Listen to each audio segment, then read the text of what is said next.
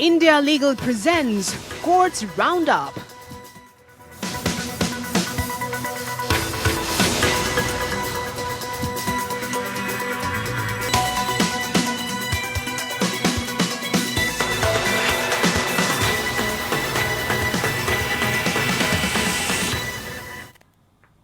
नमस्कार, मैं हूं आपके साथ रेशु त्यागी। कोर्ट्स राउंड अप में आप सभी का स्वागत है। इस बुलेटिन में अगले आधे घंटे हम आपको कोर्ट से जुड़ी तमाम छोटी बड़ी खबरों से रूबरू करवाएंगे। कोर्ट की कार्यवाही और सुप्रीम कोर्ट से लेकर हाई कोर्ट और लोअर कोर्ट्स तक के फैसलों को आपके सामने रखेंगे। आगे बढ़ने से पहले डालते हैं एक नजर हेडलाइंस पर। दहेज उत्पीड़न और हत्या मामले में सुप्रीम कोर्ट ने झारखंड हाई कोर्ट के फैसले को रखा बरकरार। ससुर और सास को मिली 10 साल की कठोर कारावास नहीं होगी रद्द। कोर्ट ने कहा, संदेश जाए कि दहेज अपराधियों पर होगी सख्ती।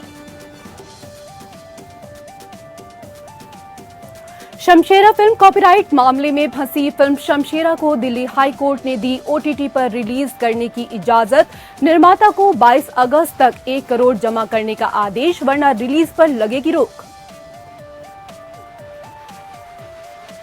केरल सरकार ने कोझिकोड कोर्ट के यौन उत्पीड़न फैसले को दी चुनौती। फैसले में कहा गया कि यौन उत्तेजक पोशाक पहनने वाली का प्रथम दृष्टया केस नहीं बनता। केरल हाईकोर्ट ने 14 वर्षीय बलात्कार पीड़िता को 28 सप्ताह की गर्भ समाप्त करने की दी इजाजत। मेडिकल बोर्ड की सिफारिश के बाद लिया गया फैसला।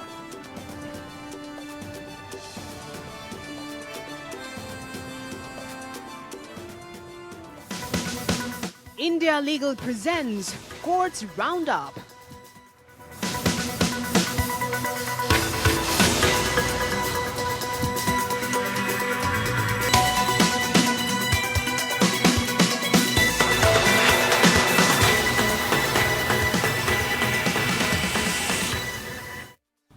और अब खबरें विस्तार से। सुप्रीम कोर्ट ने कहा है कि भारतीय दंड संहिता या आईपीसी की धारा 304 बी को शामिल करने का विधायी इरादा दहेज हत्या के खतरे को रोकना है। न्यायमूर्ति एम.आर. शाह और न्यायमूर्ति बी.वी. नागरत्ना की खंडपीठ ने कहा कि समाज में कड़ा संदेश जाना चाहिए कि दहेज हत्या का अपराध करने वाले व्यक्ति से सख्ती से निपटा जाएगा।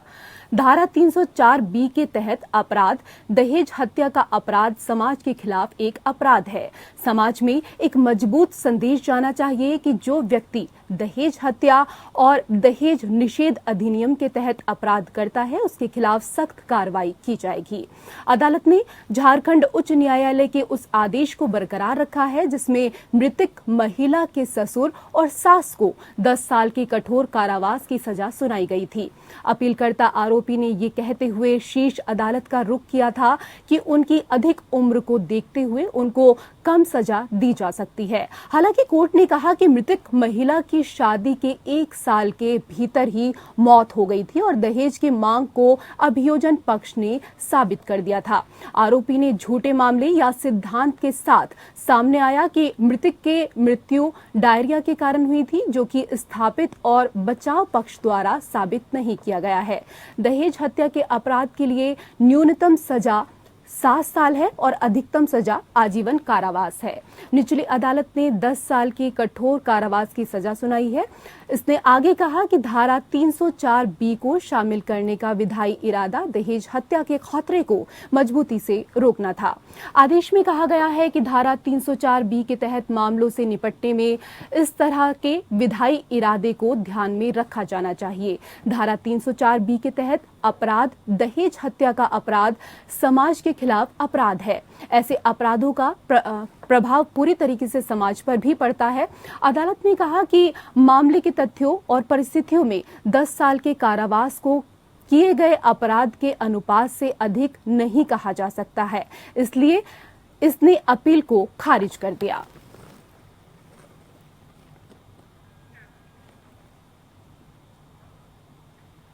और उधर सुप्रीम कोर्ट ने कहा है कि हाई कोर्ट को सजा बढ़ाने से पहले आरोपी को नोटिस देना जरूरी है। सुप्रीम कोर्ट ने एक सजा बढ़ाने के आदेश को रद्द कर दिया, जिसमें राजस्थान हाई कोर्ट ने आरोपी को पूर्व सूचना दिए बिना आजीवन कारावास की सजा को मृत्यु तक आजीवन कारावास में बदल दिया और अपना बचाव करने के अवसर से वंचित कर दिया। कोर्ट ने कहा, हाई कोर्ट के फैसले और आदेश के परिणाम स्वरूप अपीलकर्ता को दी गई सजा को अपीलकर्ताओं को अपने मामले का बचाव करने का अवसर दिए बिना बढ़ाया गया है कि सजा क्यों नहीं बढ़ाई जानी चाहिए। जस्टिस BR गवई और जस्टिस PS नरसिम्हा ने कहा कि हाई कोर्ट सू मोटो से शक्तियों का प्रयोग कर सकता है और सजा को बढ़ा सकता है। हालांकि उसे आरोपी व्यक्तियों को पूर्व सूचना देनी चाहिए। बेंच ने इस दौरान ये भी सोचा कि उच्च न्यायालय द्वारा की गई टिप्पणियों को समाप्त करना उचित है, जिसने आरोपी को छूट मांगने या समय से पहले रिहाई के लिए आवेदन करने से वंचित कर दिया। निचली अदालत ने आरोपी व्यक्तियों को भारतीय दंड संहिता की धारा 302 के तहत दंडनीय अपराध के लिए दोषी ठहराया था। उन्हें आजीवन कारावास की सजा सुनाई गई। राजस्थान उच्च न्यायालय के समक्ष आरोपी द्वारा दायर अपील पर यह नोट किया गया कि अपराध दुर्लभ से दुर्लभ श्रेणी के दायरे में आता है। कोर्ट ने सजा की पुष्टि की और उम्र कैद की सजा बढ़ा दी है।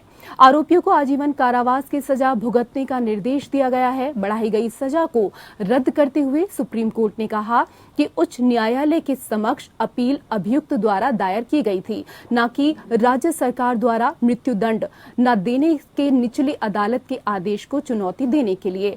और यह स्वीकार किया गया कि अभियुक्तों को अपने मामले का बचाव करने का अवसर प्रदान नहीं किया गया था।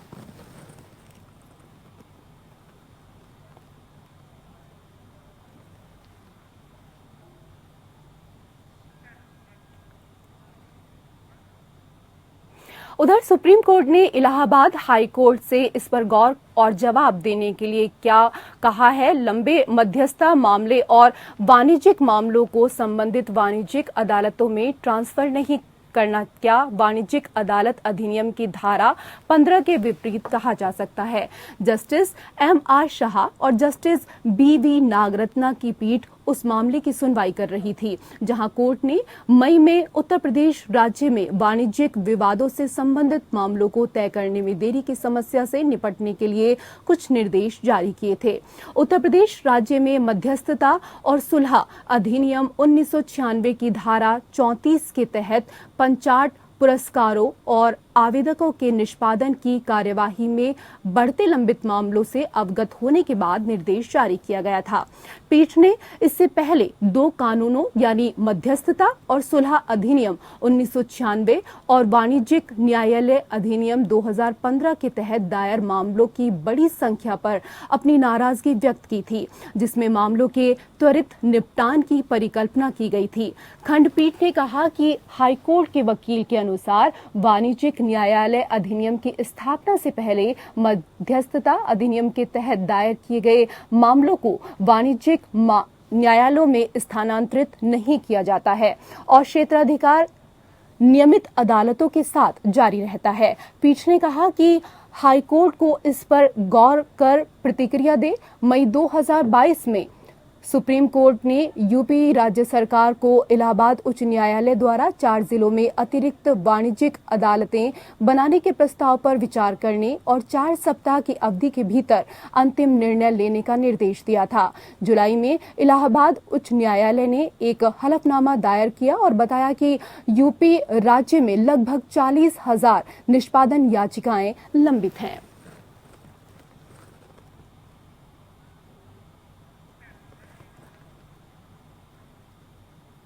और उधर दिल्ली उच्च न्यायालय ने रणबीर कपूर अभिनीत फिल्म शमशेरा को ओवर द टॉप या OTT प्लेटफॉर्म पर रिलीज करने की अनुमति दी है। इसके निर्माता यशराज फिल्म्स प्राइवेट लिमिटेड ने अदालत की रजिस्ट्री के साथ 1 करोड़ की राशि जमा की। फिल्म 19 अगस्त शुक्रवार को OTT प्लेटफॉर्म पर रिलीज होने के लिए तैयार है। एकल न्यायाधीश न्यायमूर्ति ज्योति सिंह ने कहा कि यदि निर्माता 22 अगस्त तक पैसा जमा करने में विफल रहता है तो अगले दिन से फिल्म के आगे प्रसारण के खिलाफ निषेधाज्ञा लागू होगी। इसमें कहा गया है कि जमा किए गए पैसे को रजिस्ट्रार जनरल द्वारा एक राष्ट्रीयकृत बैंक में 3 महीने की शुरुआती अवधि के लिए ब्याज वाली सावधि जमा में निवेश किया जाएगा। न्यायमूर्ति सिंह एक बिक्रमजीत द्वारा भुल्लर द्वारा कॉपीराइट उल्लंघन के मुकदमे से निपट रहे थे, जिसमें कहा गया था कि ये फिल्म उनके साहित्यिक काम कबू न छेड़े खेत पर आधारित है। इस अदालत मुकदमे की सुनवाई कर रही है। तब फिल्म निर्माताओं ने 26 जुलाई को एक अंडरटेकिंग दी थी कि वो सुनवाई की अगली तारीख तक इसे OTT प्लेटफॉर्म पर रिलीज नहीं करेंगे। हालांकि निर्माताओं के वकील ने अदालत से OTT प्लेटफॉर्म पर फिल्म को रिलीज करने की अनुमति देने का अनुरोध किया, क्योंकि अगर वो ऐसा करने में विफल रहते हैं तो वो तीसरे पक्ष के संबंध में अनुबंध संबंधी दायित्वों का उल्लंघन करेंगे। भुल्लर के वकील ने इस आधार पर आवेदन का विरोध किया कि फिल्म ने न केवल उनके कॉपीराइट का उल्लंघन किया बल्कि विश्वास का भी उल्लंघन किया है। हालांकि कोर्ट ने 1 करोड़ जमा करने के अनुरोध को स्वीकार कर लिया। मामले को आगे के लिए विचार के लिए 12 सितंबर को सूचीबद्ध किया गया था।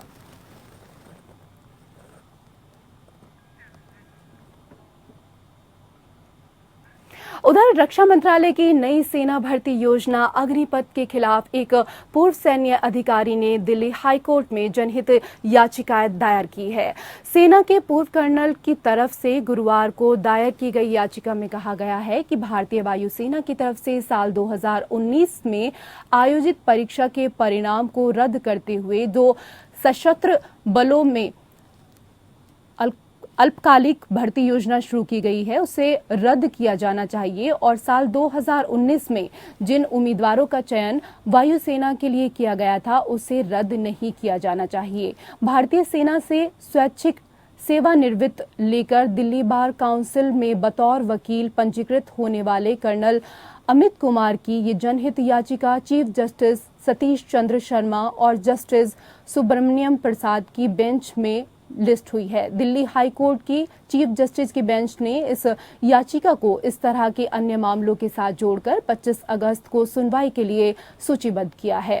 इससे पहले सुप्रीम कोर्ट में भी अग्निपथ योजना को रद्द करने के लिए कई याचिकाएं दायर की गई थी, जिन्हें सुप्रीम कोर्ट ने एक साथ दिल्ली हाई कोर्ट को ट्रांसफर कर दिया था। कर्नल अमित कुमार की तरफ से दायर की गई जनहित याचिका में कोर्ट से मांग की गई है कि किस केंद्र और उसके तहत आने वाले सभी संबद्ध अधिकारियों को उन सभी उम्मीदवारों के कॉल लेटर और सिलेक्शन लेटर जारी करने के निर्देश देने की मांग की गई है, जिन्होंने वायुसेना, नौसेना और वायुसेना में सैनिकों, नाविकों और वायुसेना में प्रवेश के लिए योजना के लागू होने से पूर्व चयन प्रक्रिया को पूरा कर चुके हैं। इसके साथ ही कर्नल अमित कुमार की याचिका में कोर्ट से ये भी कहा गया है कि अग्निपथ योजना लागू की मंजूरी संसद के किसी भी सदन से नहीं ली गई है। याचिका के अनुसार अग्निपथ योजना, जो भारत की सेना, नौसेना, वायुसेना में सैनिकों, नाविकों और वायु सैनिकों की भर्ती के लिए रक्षा मंत्रालय द्वारा लागू की गई एक नई योजना है। ये योजना राष्ट्रीय सुरक्षा से समझौता करती है और इस योजना के कारण युवाओं का भविष्य खराब हो रहा है और ये योजना नागरिकों के मौलिक अधिकारों का भी उल्लंघन करती है।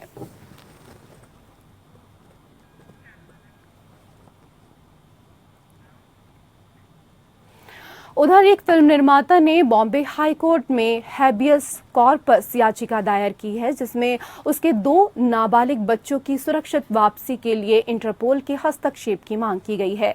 याचिकाकर्ता का कहना है कि उनकी पत्नी, जो एक पाकिस्तानी नागरिक है, साल 2020 में दोनों बच्चों को लेकर पाकिस्तान गई, फिर वापस नहीं आई। पत्नी द्वारा उनके बच्चों को बंधक बनाकर रखा गया। फिल्म निर्माता ने कहा कि पत्नी का गलत आचरण शायद कुछ अज्ञात व्यक्तियों के इशारे पर है, जिन्होंने याचिकाकर्ता के खिलाफ उस मजबूर किया और ब्रेन वॉश किया है। जस्टिस नितिन जामदार और जस्टिस NR बोरकर की खंडपीठ ने याचिकाकर्ताओं की सुनवाई के बाद अन्य प्रतिवादियों के अलावा विदेश मंत्रालय भारत को नोटिस जारी किया और मामले को 29 अगस्त को सुनवाई के लिए पोस्ट किया। फिल्म निर्माता ने तर्क दिया कि उनके 6 और 9 वर्ष की आयु के बच्चे दोनों भारतीय नागरिक हैं और उनका वीजा 13 अक्टूबर 2021 को समाप्त हो गया। इसके अलावा जबकि बेटी का पासपोर्ट पिछले साल समाप्त हो गया था, बेटे का पासपोर्ट अगले महीने समाप्त हो जाएगा। याचिका के अनुसार दोनों लंदन में एक पाकिस्तानी विश्वविद्यालय में मिले, जहां महिला प्रोफेसर के रूप में काम कर रही थी और 2012 में लाहौर में एक विवाह समारोह के बाद भारत लौट आई। इसके बाद पत्नी ने भारतीय नागरिकता के लिए आवेदन किया और कपल ने 2 बच्चों को जन्म दिया। हालांकि 2020 में पत्नी ने कहा कि वो बच्चों के साथ पाकिस्तान जाना चाहती है। तदनुसार वो 26 नवंबर 2020 को पाकिस्तान के लिए रवाना हुए और तब से वापस नहीं आई। पत्नी ने अपने पिता के खराब स्वास्थ्य का हवाला देते हुए अपने प्रवास को बढ़ाने की इच्छा व्यक्त की। उन्होंने कहा कि पत्नी ने नहीं लौटने का कोई ठोस कारण नहीं बताया है। हालांकि ऐसा लगता है कि उसने फरवरी 2021 में अपने बच्चों के वैध अभिभावक के रूप में नियुक्ति के लिए एक संरक्षकता याचिका दायर की है। पंजाब हरियाणा हाईकोर्ट ने डीएनए टेस्ट से जुड़े मसले पर सुनवाई के बाद फैसला दिया है। अदालत संविधान के अनुच्छेद 227 के तहत दायर याचिका पर सुनवाई कर रही थी। इसमें उस आदेश को चुनौती दी गई है जिसके तहत ट्रायल कोर्ट ने याचिकाकर्ता के ब्लड सैंपल की तुलना में प्रतिवादी के माता पिता का पता लगाने के लिए प्रतिवादी का डीएनए टेस्ट कराने के लिए याचिकाकर्ता के आवेदन को खारिज कर दिया था। पंजाब हरियाणा हाईकोर्ट ने कहा कि अदालत निश्चित रूप से डीएनए टेस्ट का आदेश नहीं दे सकती। इस कारण डीएनए टेस्ट का आदेश देने की प्रार्थना की अनुमति नहीं दी जा सकती है। हालांकि वर्तमान मामले में प्रतिवादी के माता पिता के बारे में पूछताछ की जा सकती है। जस्टिस अलका सरीन की पीठ ने आगे कहा कि अपनी याचिका के समर्थन में सबूत जोड़कर अपने मामले को साबित करने का बोझ पक्षकार पर है। अदालत किसी पक्ष को अपने मामले को साबित करने के लिए मजबूर नहीं कर सकती है, जैसे डीएनए टेस्ट से गुजरना। प्रतिवादी सुखदेव सिंह और दिवंगत जीत कौर की बेटी होने का दावा किया गया है। इस तथ्य की घोषणा के लिए मुकदमा दायर किया गया कि वो उनकी 1/4 हिस्से की जमीन की मालिक हैं। इस मुकदमे में प्रतिवादी सुखदेव सिंह और प्रतिवादी याचिकाकर्ता सुखदेव सिंह के पुत्र हैं, जिसने प्रतिवादी के सुखदेव सिंह और जीत कौर की बेटी होने के तथ्य से इनकार किया। सुखदेव सिंह और प्रतिवादी याचिकाकर्ता ने वादी प्रतिवादी का डीएनए टेस्ट कराने के लिए ट्रायल कोर्ट में आवेदन दायर किया, जिसे अदालत ने खारिज कर दिया। अब हाई कोर्ट ने कहा कि प्रतिवादी याचिकाकर्ता वादी प्रतिवादी को वर्तमान मामले के समर्थन में सबूत पेश करने के लिए मजबूर नहीं कर सकते, जो उसके द्वारा स्थापित किया गया है, क्योंकि सबूत जोड़कर अपने मामले को साबित करने का बोझ उनकी याचिका के समर्थन में मुकदमेबाजी करने वाले पक्ष पर है।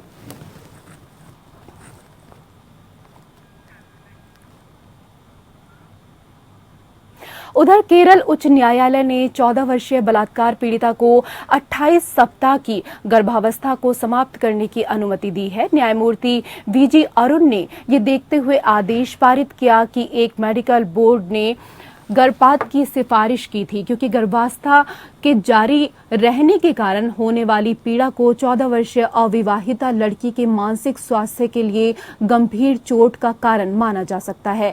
अदालत एक नाबालिग लड़की की गर्भावस्था को समाप्त करने की मांग करने वाली याचिका पर विचार कर रही थी, जिसकी कल्पना बलात्कार से की गई थी। कोर्ट ने पहले गर्भवती बच्चे की जांच के लिए एक मेडिकल बोर्ड के गठन का आदेश दिया था और बोर्ड की रिपोर्ट में कहा गया था कि गर्भावस्था को जारी रखने से नाबालिग को गंभीर मानसिक चोट पहुंचेगी। बोर्ड की राय के आधार पर न्यायालय ने एक सरकारी अस्पताल में गर्भावस्था को समाप्त करने की अनुमति दी और पुलिस अधीक्षक को प्रक्रिया के संचालन के लिए एक चिकित्सा दल गठित करने के लिए तत्काल उपाय करने का निर्देश दिया। याचिकाकर्ता का प्रतिनिधित्व अधिवक्ता बाबू पॉल और मुरली मनोहर ने किया।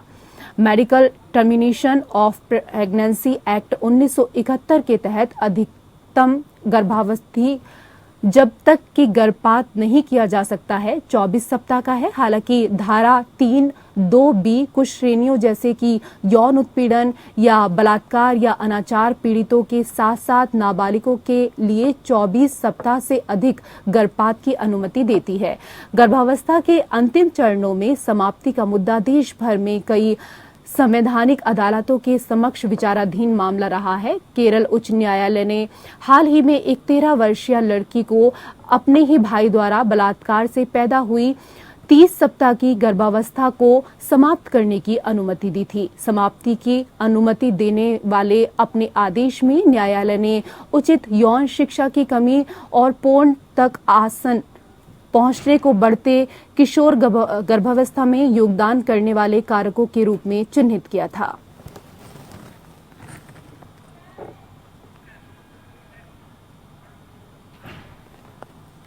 उधर केरल सरकार यौन उत्पीड़न के 2 मामले में लेखक कार्यकर्ता सिविक चंद्रन को दी गई अग्रिम जमानत को चुनौती देने के लिए केरल उच्च न्यायालय का रुख करेगी। यौन उत्पीड़न का आरोप लगाने वाले एक मामले में 2 अगस्त को चंद्रन को जमानत दी गई थी। मामले में जमानत देते हुए कोझिकोड के सत्र न्यायाधीश एस कृष्ण कुमार ने कहा कि यह बेहद अविश्वसनीय है कि जैसा कि पीड़िता ने आरोप लगाया है कि छूने या गले लगाने वाले आरोपी को उसके मामले के बारे में जानकारी थी। आरोपी एक सुधारवादी है और जाति व्यवस्था के खिलाफ सामाजिक गतिविधियों से जुड़ा हुआ है। वह एक जाति विहीन समाज के लिए लिख रहा है और लड़ रहा है। ऐसी परिस्थिति में ये बहुत अविश्वसनीय है कि वह पीड़ित के शरीर को पूरी तरह से यह जानकर छुएगा कि वह अनुसूचित जाति की सदस्य है। 10 दिन बाद 12 अगस्त को उसी न्यायाधीश ने उन्हें धारा 354(a) यौन उत्पीड़न, 341 गलत संयम और 354 महिला को अपमानित करने के इरादे से हमला या आपराधिक बल के तहत दंडनीय अपराधों से जुड़े एक अन्य मामले में जमानत दे दी।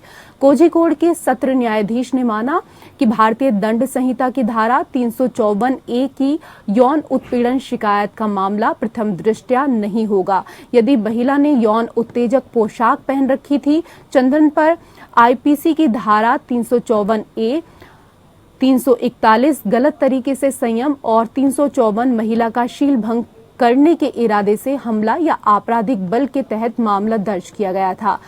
सत्र न्यायाधीश ने आगे कहा कि यह विश्वास करना असंभव है कि 70 के दशक में शारीरिक रूप से विकलांग व्यक्ति चंदन शिकायतकर्ता का यौन उत्पीड़न करने में सक्षम होता। दोनों फैसले की कड़ी निंदा हुई है।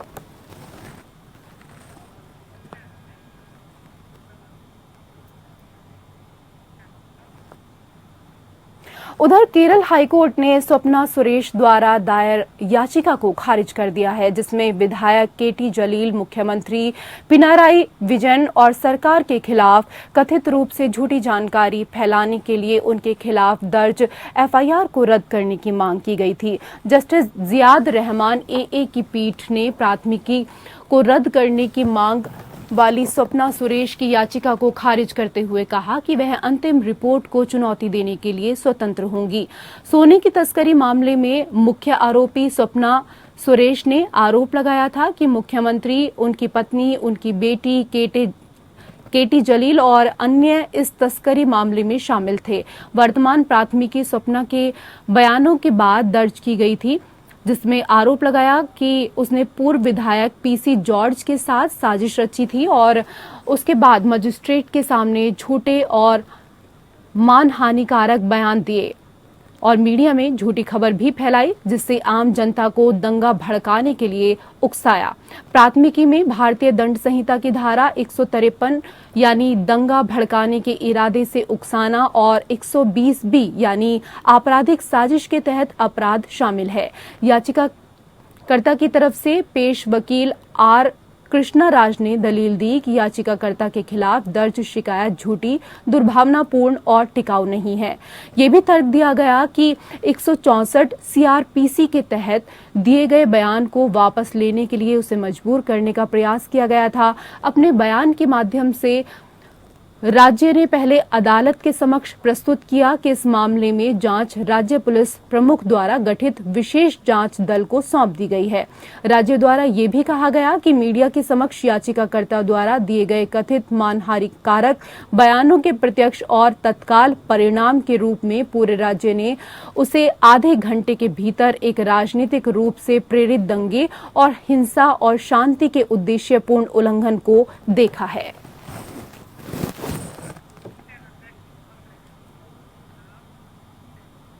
उधर मद्रास हाईकोर्ट ने लॉ कॉलेज में डॉक्टर बी.आर. अंबेडकर का चित्र लगाने की आवश्यकता पर बल दिया है। Justice G.R.. स्वामीनाथन ने निदेशक कानूनी अध्ययन चेन्नई को सभी सरकारी लॉ कॉलेज में डॉक्टर अंबेडकर के चित्रों की स्थापना के लिए एक परिपत्र जारी करने का निर्देश दिया है। कोर्ट ने ये निर्देश कानून के छात्र के निलंबन के खिलाफ दायर याचिका पर दिया है। कोर्ट ने अपने आदेश में कहा, डॉक्टर अंबेडकर भारतीय संविधान के निर्माता हैं। वो सामाजिक मुक्ति के प्रतीक हैं। उनकी विद्वता अद्वितीय है। वह कानून के हर छात्र के लिए सबसे बड़ी प्रेरणा हो सकते हैं। कानूनी अध्ययन निदेशक चेन्नई से अनुरोध है कि तमिलनाडु के सभी सरकारी लॉ कॉलेज में डॉक्टर बाबा साहेब अंबेडकर के चित्र की स्थापना को अनिवार्य करते हुए परिपत्र जारी करें। जज ने कहा कि वो यह सुनिश्चित करेंगे कि उनके कक्ष में भी डॉक्टर अंबेडकर की तस्वीर हो। मौजूदा मामले में याचिकाकर्ता ने प्राचार्य के कार्यालय में डॉक्टर बाबा साहेब अंबेडकर का चित्र लगाने और पाठ्यक्रमों को तमिल भाषा में पढ़ाने की मांग की थी। हालांकि उन्होंने प्रधानाध्यापक के खिलाफ असभ्य और अपमानजनक शब्द कहे और अनुशासनहीन तरीके से व्यवहार किया था। कोर्ट ने फैसले में सुझाव दिया कि याचिकाकर्ता प्रधानाध्यापक से लिखित में माफी मांग सकता है, जिसके बाद कॉलेज प्रबंधन इस मामले को समाप्त मान सकता है। अदालत ने सरकारी वकील को यह सुनिश्चित करने का भी निर्देश दिया कि प्रिंसिपल के कार्यालय में डॉक्टर अंबेडकर का चित्र लगाया जाए।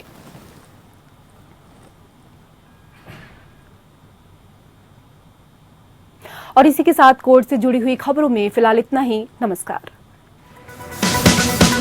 India Legal presents Courts Roundup.